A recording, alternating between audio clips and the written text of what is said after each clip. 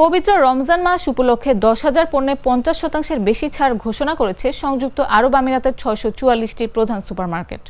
এর মধ্যে একটি কোঅপারেটিভ একাই 35 মিলিয়ন দিরহাম মূল্যের ছাড় দিয়েছে বলে জানিয়েছে দেশটির অর্থ মন্ত্রণালয়।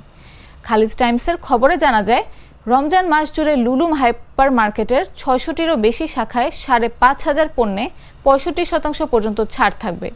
আরেকটি কোঅপারেটিভ 5,000-এর বেশি পণ্যে 60% পর্যন্ত ছাড়ের ঘোষণা দিয়েছে বলে জানিয়েছেন মন্ত্রণালয়ের ভোক্তা সুরক্ষা ও বাণিজ্য নিয়ন্ত্রণ বিভাগের পরিচালক সুলতান দারবিশ। রমজানের আগে গত কয়েক মাসে আমিরাতের বাজারে প্রচুর খাদ্যপণ্য প্রবেশ করেছে। দুবাইয়ের আল আউরির ফল ও সবজি বাজারে প্রতিদিন গড়ে 15,000 টন পণ্য আসছে, আর আবুধাবির ব্যবসায়ীরা প্রতিদিন এনেছেন 6,000 টন।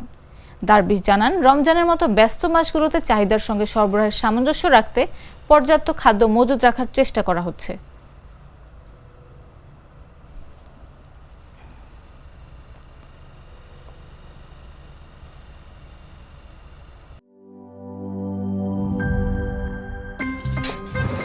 আমার একটা স্মার্ট সিদ্ধান্তে 25% গ্যাসের খরচ কমেছে। ভাবছেন কিভাবে?